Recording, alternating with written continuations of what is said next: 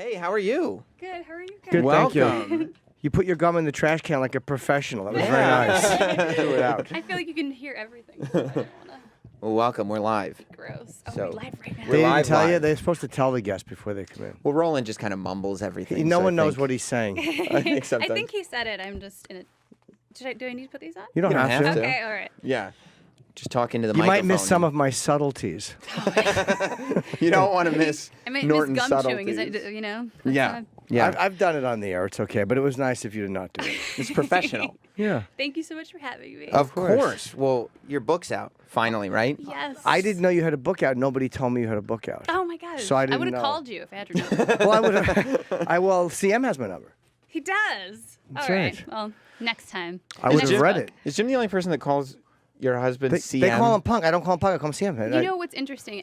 We were just having this conversation that if you were not like super entrenched in wrestling, you might think it's really disrespectful to just call a grown man punk. Right, I guess so. So I see a lot of people tend to say CM. Right. And Yeah. everybody's too afraid to say Phil because they're like, I don't know if I'm on that level. Right. Like, I don't. Somebody asked me yesterday. They were like, "Do you call him punk?" And I was like, "What is wrong with you that you think?" You call him Phil, right? Yeah. I don't know him. I wouldn't call him Phil. I don't know. I know him as CM Punk, so I'd call him CM. That's just. Well, yeah. Well, you're not married to him. What's the that's yeah, but that wasn't his choice. What's the CM stand for? Yeah, that's true. What does CM stand for?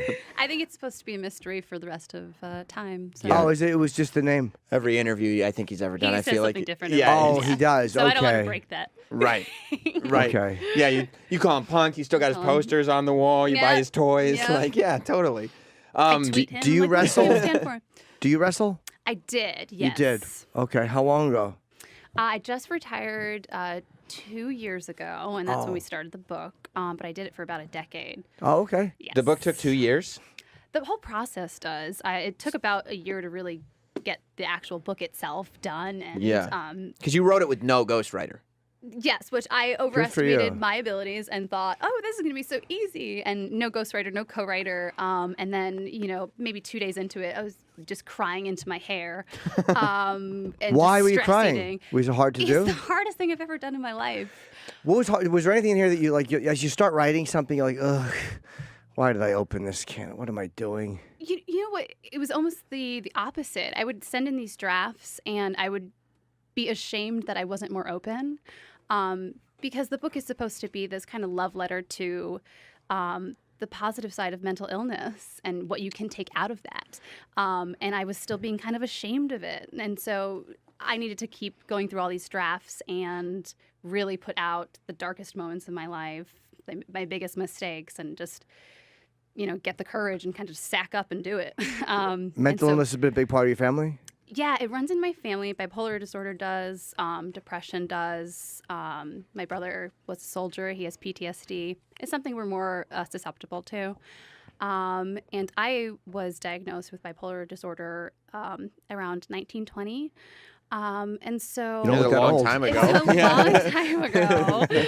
No, we're And- joking about the year 1920. Yeah, it's like 100 years ago almost. That It was did in sound like we were being 1920. dicks. We weren't. Guys, I use a lot of moisturizer. I am very old. When did yeah. you first realize you had something going on? Like, okay, 19 or 20, you got diagnosed, but when did you first realize, like, ugh, something's messed up? I was telling someone the other day, I don't remember a time where where I didn't feel bipolar, where I didn't feel like there was something a little off. I was the weird kid that would drown her Barbie dolls and,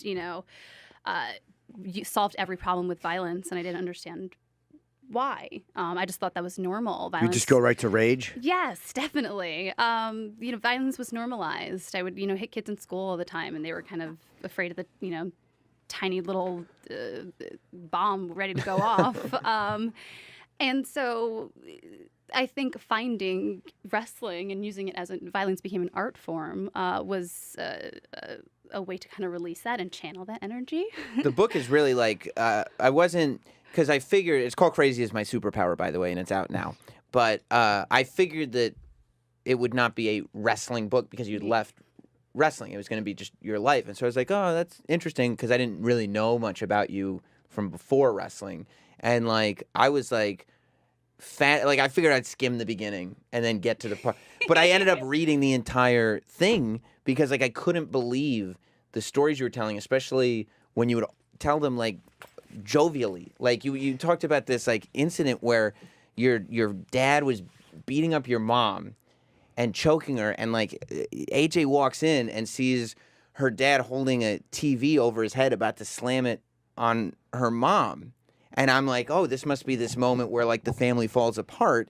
And she jumps in, stops it from happening.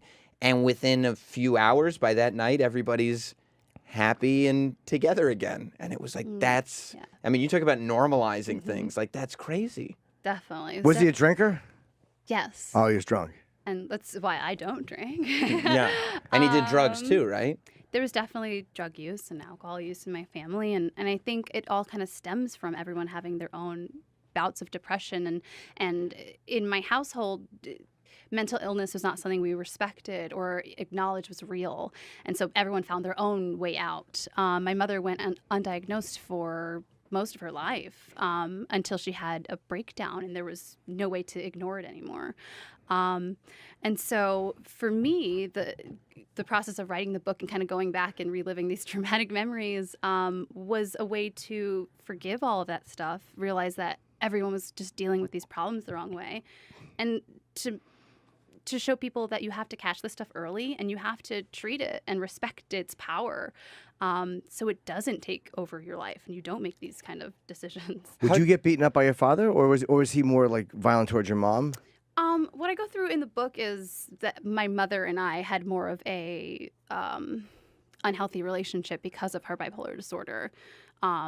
She was more psychologically abusive to me, and the disorder controlled her.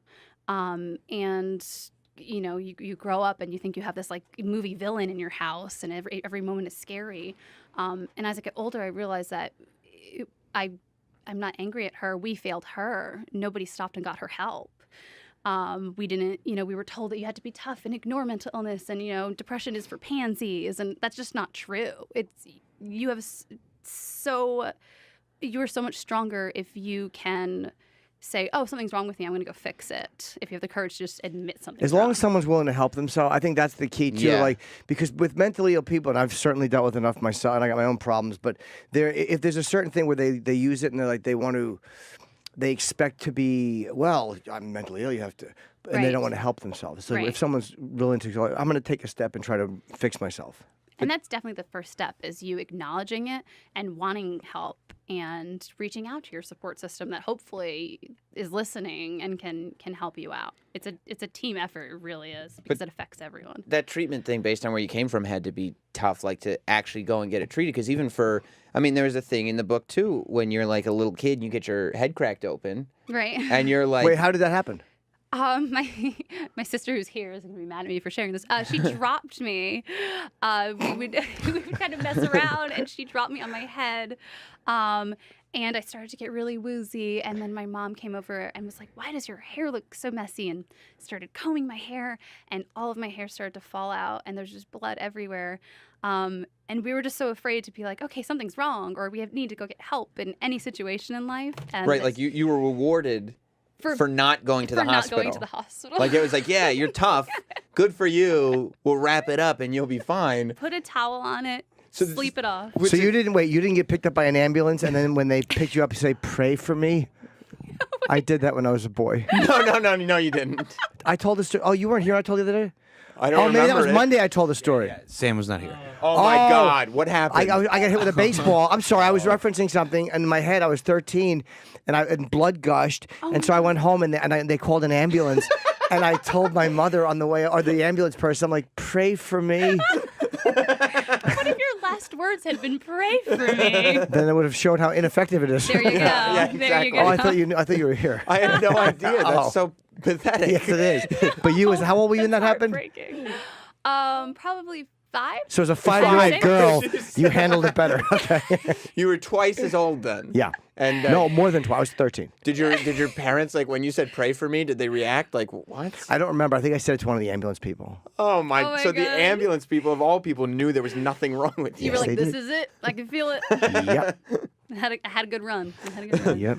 But even that, like, if you're not getting treatment for a physical thing, like my head is cracked open, like, I can't imagine getting to the psychological place where you would think I should get treatment for mental illness Exactly. because it's invisible. And, not only in just acknowledging mental illness is there's such a stigma around it, but growing up in this Hispanic household where everything is, about machismo and toughness, and also you grow up in such hardship. We got evicted more than 20 times. We were homeless. We lived in a car. We lived in a motel for almost 3 years.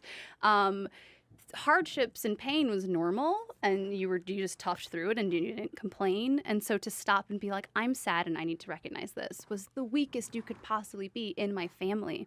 And that's such ass backwards thinking. Yeah.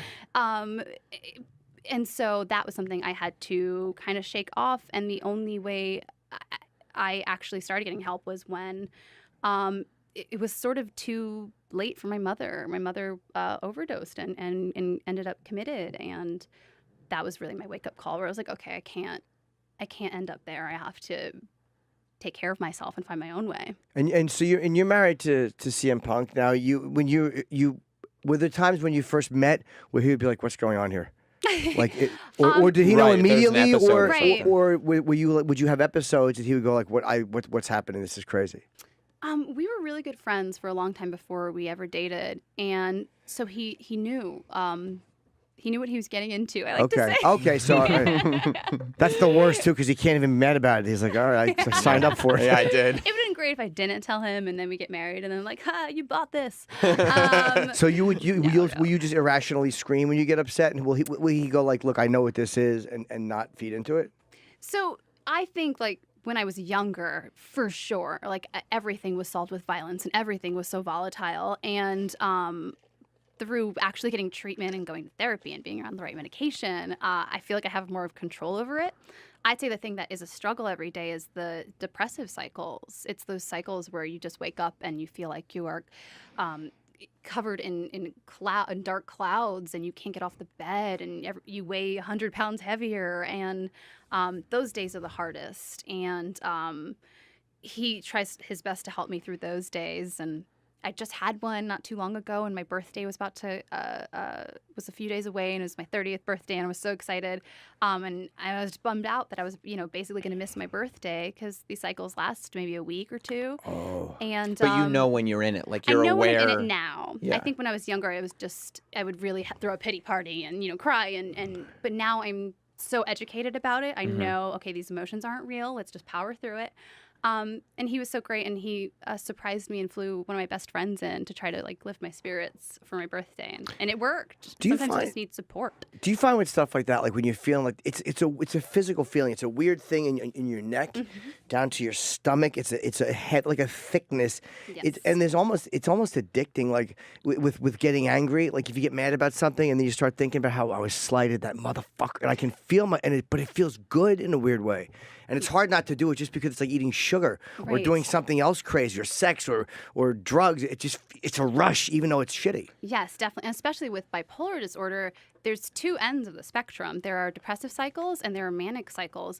And so many people who are bipolar love their manic cycles because you are on top of the world. You have so much energy. You get stuff done. And a lot of times people around them Love enjoy it. the Yes, manic because Oh my part. God, That's when yeah. they're captivating and Yes. fun and unpredictable and like. And there is a lot to that. Like sometimes it does help with creativity and writing. It actually can be a useful tool, but you have to be careful because there's a very thin line between that and being like, I'm immortal. I can run in front of this car. It really gets there really fast. At what point did you really? Because I've people in my family that are close that are bipolar, and the most difficult part for us and really for them is balancing medication and that feeling of you get the right balance, you feel better, you stop taking the medication because you think you're better. Right. And it's just this cycle that just continues on, and it almost becomes one of these sad things where even when it's good, you're like, it's good today. Right. You know what I mean? Exactly. And that's the thing why people get so overwhelmed and they don't want to even start treatment. I think I just read a stat on NAMI.org, who I'm partnering with now, so I'm super proud of that, the National Alliance for Mental Illness. But I read a stat on their website that said that most people wait 10 years to start getting treatment after their symptoms start, which is insane, but that is what I did too. So it's so hard for people to just commit because they know it is a process and it's something that you have to fight every day and take care of every day, and it doesn't stop. There is no cure, but there's treatment, and you have to commit to it. But when you so you take medication. It's always scared me to take anything because I know those manic states and Right. because I'm like, it's gonna fuck with my creativity. I'm not gonna be able to Right. think as clearly. I don't want to be one of those people who's medicated with spittle in the corner of their mouth. You know those people that whenever they talk, they're like, Right, I feel right. really great, and then they get like that dry spit. You're like, oh. Those psychic, how are you? Very even. Oh, go fuck yourself. It's just a scary way to be. People are so afraid of feeling like a robot, and sometimes when you start medication, it can feel like that. There is a bit of a fog, maybe the first week or two, but you just get past that, and then it kind of everything evens out and falls into place. But those first kind of steps can be so demoralizing to people because it doesn't work right away. So it is something you have to commit to, and hopefully have a support system that convinces you to just keep taking it, keep trying, find the right dosage. I see it like a balance scale. It especially with when you find the right dosage, you just instead of being all over the place, you find a nice, comfortable balance between it. What do you do when you get like when you were working for WWE? If you would go through one of those cycles where you don't feel like you can get out of bed, I mean, the WWE is kind of known for stopping for no one. Right. So is that something? Do you have to power through it? Do you explain to people like this is what's going on with me? Well, no one knew. It was something I kept very close to the vest. Only the closest people to me that would travel with me or hang out with me, and I would tell them. I was lucky enough to have really good friends on the road that I would tell them, okay, look out for me today. Make sure I don't kill anyone. But it was the kind because I have committed to a perfect combination of therapy and treatment. I do feel like I am able to handle the stress of that, and I am able to power through when I am having a bad day. How did it feel to watch CM fight in UFC, to take such a jump from wrestling to that?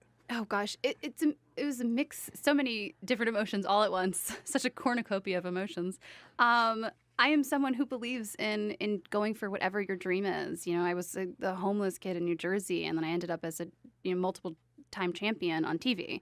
And people would have laughed at me when I was a kid if I would have said that was my dream.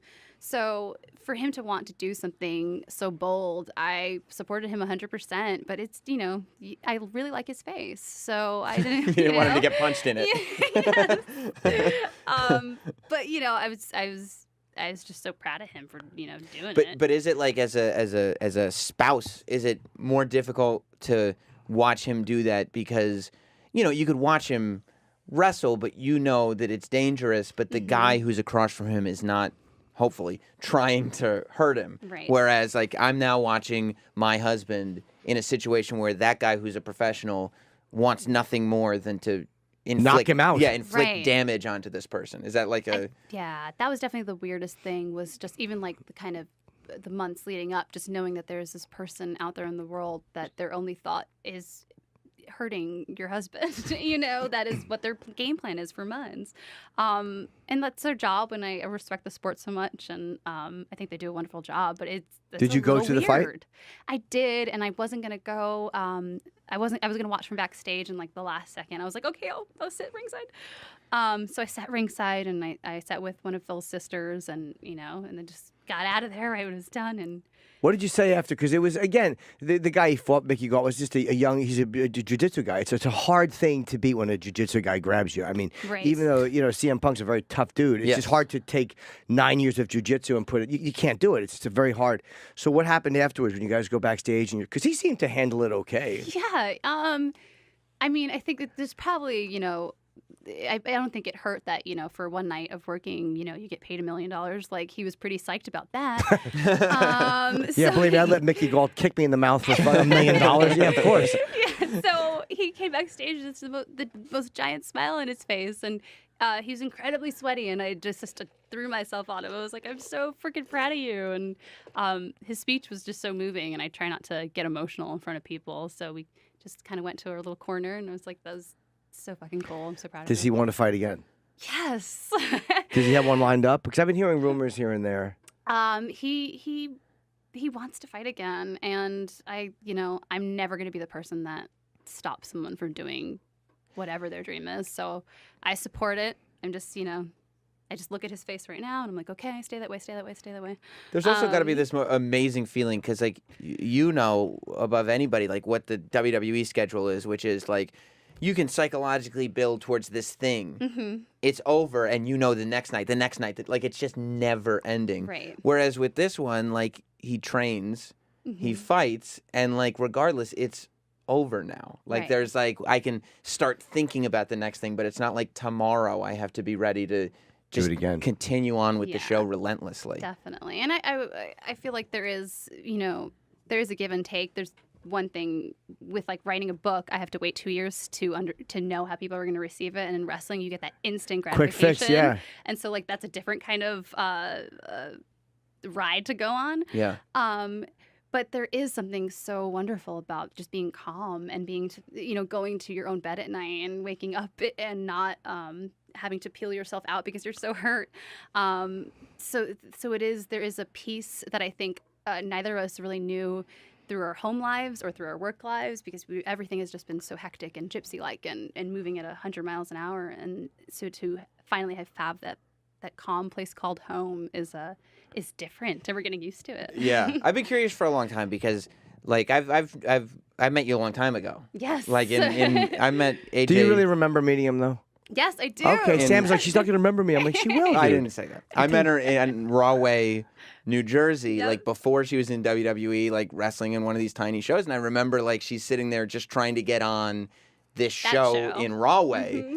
And like a year later or so, or however, not terribly much later, she pops up on TV and NXT and like this whole thing starts. But like, I don't know if it's a question about psychologically or because I worry for myself. Like, how do you get to a place where you realize that this thing that you always considered was a lifelong dream, which is wrestling, like this is what I want to do with my life, is, oh wait, this might just be a chapter. Oh gosh. You know what yeah. And I talk about that in the book that there's something gratifying about chasing something and chasing it and being like, okay, one day I'm going to get that. And it's kind of like if your dog is like trying to chase a squirrel and then like, what is he really going to do when he gets it, when he catches it? And so for me, there were so many moments in my life where it was just about getting signed. It was just about like getting a job that I could help support my family. And then it happened. And then I was like, oh, okay, well now I have to make new life goals. And I literally wrote a list. And I was like, these are all the things that I need to accomplish in wrestling. And this might take me a decade, but this needs to happen or I'll never leave. And then I did them all in like 3 years, a lot of them within the first year. And you kind of are left in this place where I think people like struggling in a weird way. People are a little masochistic and they want to have something to be angry about or have to keep fighting for. And when you are content, that's a strange feeling. And so you have to say, okay, what is the next goal? What's the next big thing I need to accomplish while I'm still healthy and still young and can still have opportunities? So for me, it was, okay, I lived this life of hardship. It had to have been for a reason. It has to have been so I can share my story. And that's when this started kind of becoming real. So you treated this isn't just like, well, I don't want to wrestle anymore, so I got all this time, so I'm just going to write this book. This is like, you treated this the same way, like this became the new dream, Yeah. just getting a book on the shelf. Yeah, I went to NYU for a solid 6 months. Did you really? What did you want to major in? I was studying film and television, and I wanted to write screenplays. So my whole life, I was always writing stories because I loved comic books and I loved video games. And so writing about those in that realm of fantasy was my escape from my reality. So it was always my strength, and it was always my safe place. And so I went to study that in school and got kicked out and started wrestling. Why'd you get kicked out? I couldn't afford it. Oh, School's money, really okay. expensive, and I was very poor. Very hopeful, but very, very poor. Were you a good screenwriter? I think I had straight A's my first semester. What's the name of one of the things you wrote, like one of your titles? Just the title. Yeah, I want to know what the title is. Yeah. I can't remember I cannot remember. But I will probably make them now Oh, because you're gonna write I 'em have now. practice now. So writing has always been, before my body was my weapon, my brain was. And so it's always been a goal to kind of get back to that thing that I found strength and comfort in. And I wasn't sure if I could do it. And I did it all on my own, and it's been getting such positive reviews and reaction that I feel like I have become an author through this, and I want to keep writing. I'm working on my second book now.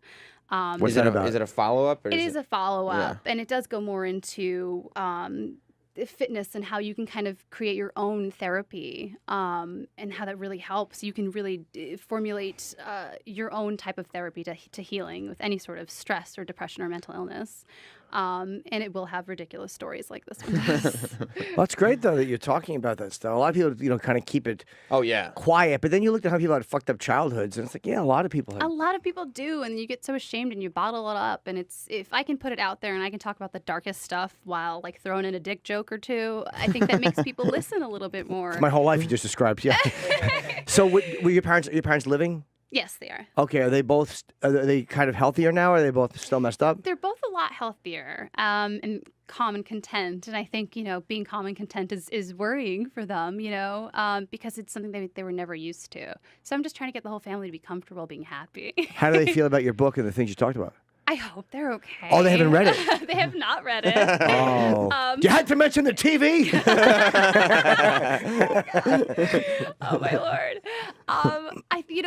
That is a thing. I do kind of, this comes out into the world and I'm like, okay, who am I rubbing the wrong way? But at the end of the day, it's going to help more people, and I don't care, what it does to me. I need it to help people, and I'm willing to kind of expose myself for that. And the book is called "It's Crazy Is My Superpower."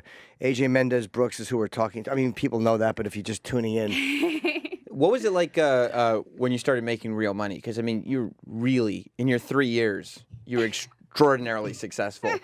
So like when money starts to come to you and also to your family that never really had it, Right. was that a difficult thing to inject into the equation? I think definitely. My sister and I were always the parents to our parents, and as like emotionally and like working at a supermarket to fill the fridge. And so then when I was making real money, it became okay. Now you can do everything, and so that was a balancing act. So I felt like I've had children my entire life, but it was really cool, and you never stop feeling like a poor girl. So I never, I still shop at Target, and like I'm yeah. happiest there. It's always like if you compensate in one of you either spend everything because you're so Yes. excited, or you don't spend anything because you know it's just going to disappear. Exactly. Which do you do? I think I appreciate money, and I know how fleeting it can be, Yeah. and I will never be where I was ever again, and I'll make sure of that. do you ever now? Did you have to deal with? Reggie Jackson said when he made money from the Yankees that he would allow everyone in the family to come to him once for money. Like, you can come to the well one time and that's it. Make it good, and I'll see if I can help you if I don't. So did you have people calling you all of a sudden like you're like, oh Christ, this? Yeah, definitely. I like all of a sudden gained a bunch of like cousins I didn't know I had. Right. Everybody starts reaching out on Facebook and finding you. Yeah. Yeah. Yeah, but I think I should have implemented that, and I might now. I'll be like, all right, you have one more, everybody. But yeah, I think that is rough because you want to be a caretaker, and if one of you succeeded, you want to bring everyone with you. But you also have to know the balance of you have to take care of yourself first before you can take care of anyone else. Yeah. But yeah, we don't. My husband as well. He grew up poor too, and we don't take our money for granted. We're very careful. And That's smart. Yeah, I think so. I'll spend money on video games till the cows come home, but that's about it. That's a luxury you could let yourself, like, as long as you're not buying, Porsches Yeah, or I just mean- different houses. I love people who have 8 houses. What are you fucking doing? You can't. You're gonna Yeah. sell a lot most of of it is them. like a status thing, and we don't give a shit what people think about us. So like, we're happy with what we have. Chicago, right? You Yes. guys are. Do you guys? I guess you and Punk would be in the same boat. CM. As do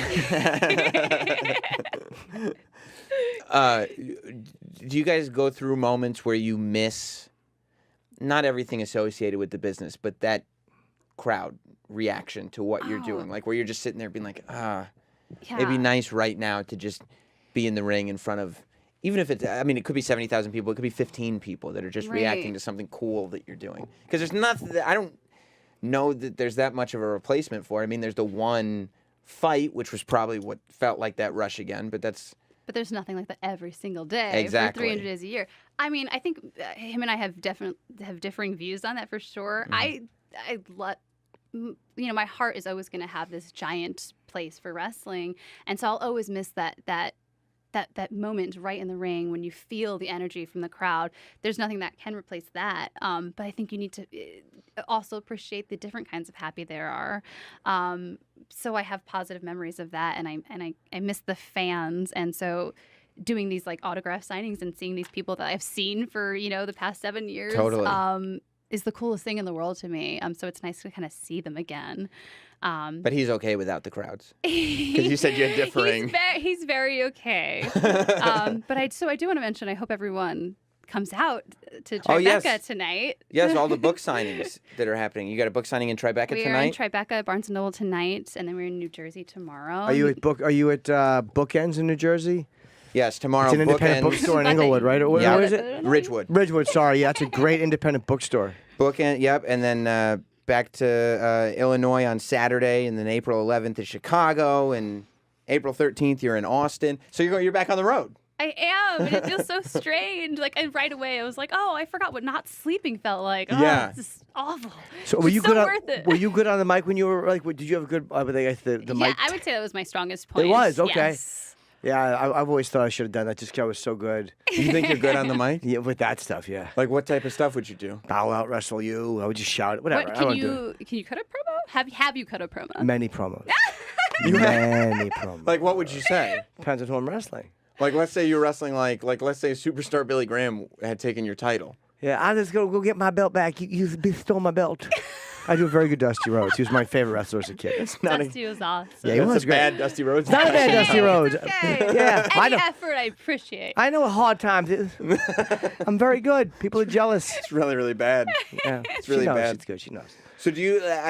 Since you have differing points of view, that's got to be difficult. Do you have moments where you're like, oh, I kind of want to turn on this match I watched growing up, or I kind of want to see what's going on TV, while your husband's like, don't put that shit on in my house. Oh my gosh. Well, I can't watch myself on TV. Like that started to give me real anxiety. But for me, and I've said this a few times, but it sort of feels like if you go through this like healthy mutual breakup, no matter like how okay it is, you're not hanging out right after. You know, Totally. you are taking some space, and Sure. you're like, I hope they find someone. That Oh, can I never heal do them. after a breakup. I'm like, I hope they die in a fire. And I find someone. Yeah. Jim hopes they find somebody as he's waiting outside their apartment window. Exactly. Exactly. I hope they find somebody and they're miserable. I hope I find a nice person. Either way, you're probably not getting coffee. Right. So that's sort of what it feels like. So so much of my life was being a fan, and like I would love to get back to that feeling and that suspension of disbelief. But you're not quite there yet. I'm not there yet, Needs but more I hope space. I can be one day for sure. Yeah. Well, you got as close as one can possibly get. So in order, you have to distance yourself that Yeah. much before you can. What do they say? How long it takes to break up? Half the time in the relationship to get Right. over it. Right. All right, there you Yeah. go. Usually you get 10 years, so that's 5 years at least.